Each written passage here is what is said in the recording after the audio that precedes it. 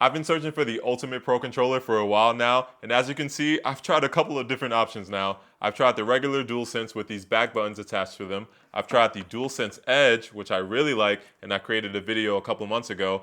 But now I get to try the HexGaming Phantom Pro PS5 and PC controller. Now HexGaming claims that this is the ultimate controller when it comes to casual and professional gaming, and in this video we're going to see if those claims are actually true. Even though they did give me this controller for free, they are not reviewing this video before it gets published to YouTube, so these are going to be my honest opinions on the controller, and I'm not going to hold back. Now for a little bit of background, HexGaming is actually an offshoot company from eXtremeRate, which actually makes these back button attachments that you can get for the regular DualSense controller, and I really like these. So when I heard about this controller, I was really excited. I know that eXtremeRate was a really good company that made products for the PS5 controller, so I was excited to try this out. And just looking at the features for this controller, there's a lot to be excited about here. It has 4 remappable back buttons, it has the choice of Hall effect or potentiometer analog sticks, and it comes in so many different color options. But after using this controller for over a month now, there are definitely some things that I'm not excited about and some questionable design decisions that I thought they made for this controller.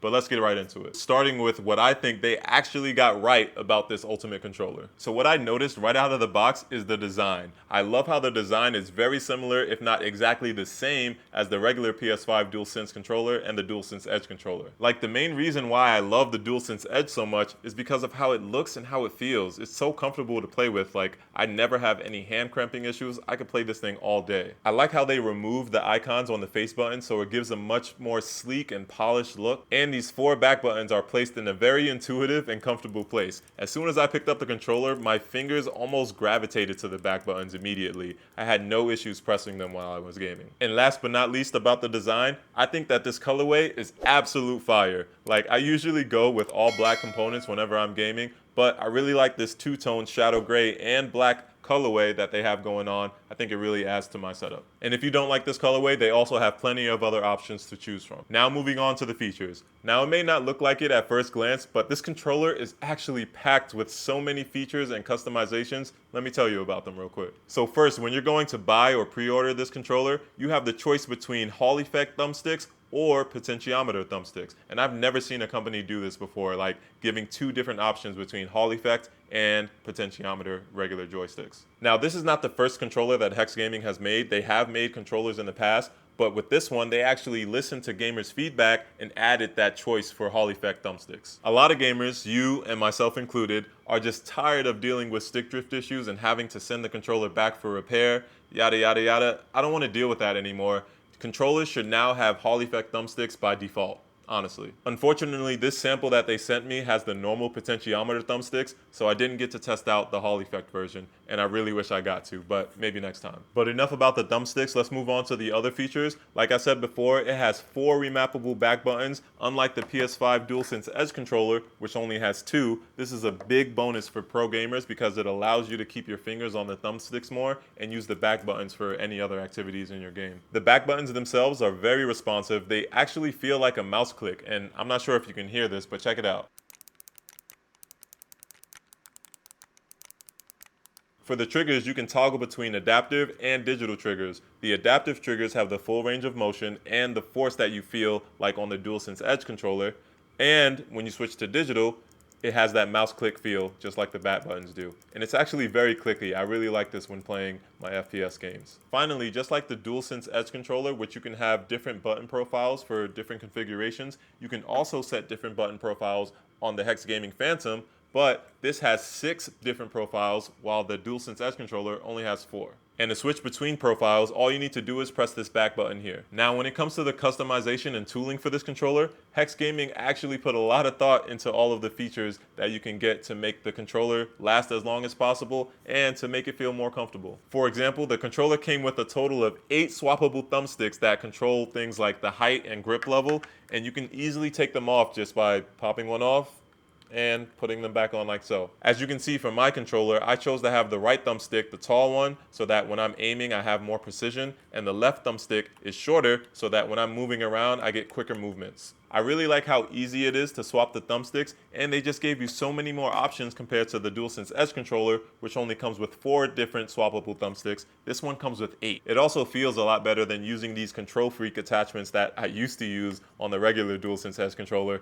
These things used to pop off while I was gaming all of the time. One of the best features that this controller has when it comes to increasing its lifespan is the DriftX module. And the DriftX module allows you to recenter the joysticks if they ever get any stick drift. With this controller, you can open up this front compartment and use a special tool in order to tweak and recenter those thumbsticks so that you don't have any more stick drift. Now, this doesn't work for all cases. It'll only work if you have stick drift within a certain margin. I think that this is a really unique and game-changing feature when it comes to controllers. Unlike the PS5 DualSense Edge controller, which if you get stick drift, they make you pay more money to get a new thumbstick module instead of being able to tweak the settings yourself. And often these thumbstick modules are sold out. Like, I haven't seen one on their website for a long time now. Let's move on to the next section about the things that they can improve about this controller and some things that I think that they got kind of wrong. Starting with the build quality, the materials used to make this controller just feel a lot cheaper when you compare it to the DualSense Edge, which is probably why it's also a lot lighter, 295 grams compared to the DualSense Edge, which is 325 grams.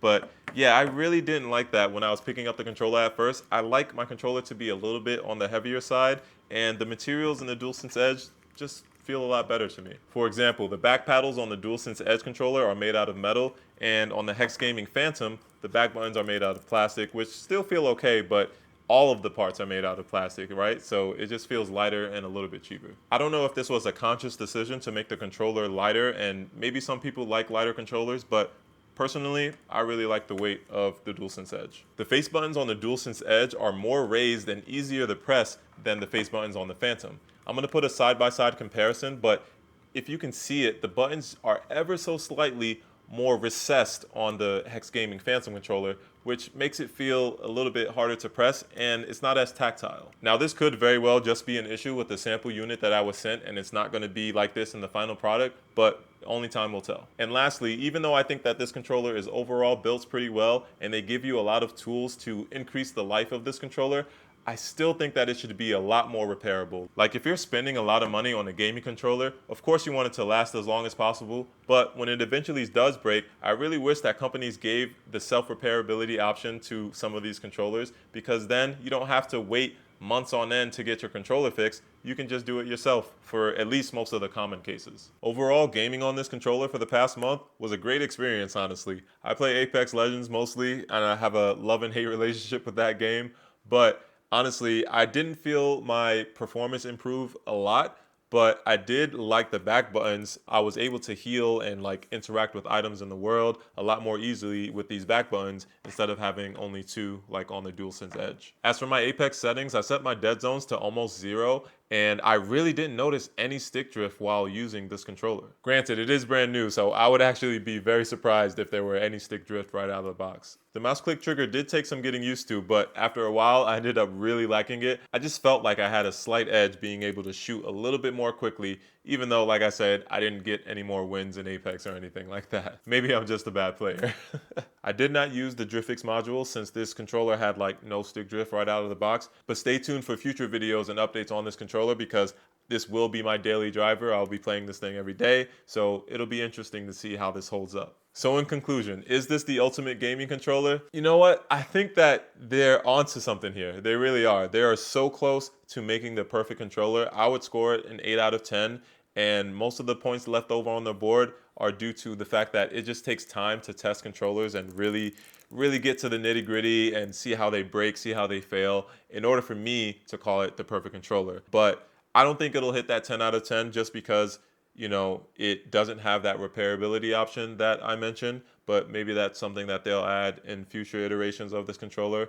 Right now, this controller is available for pre-order. They say it'll ship sometime around the end of August. I'll make sure to leave a link in the description below. Only time will tell if this is the ultimate gaming controller. I can't wait to test this thing a little bit more, you know, do a little bit more stress test. But until then, I'll catch you next time.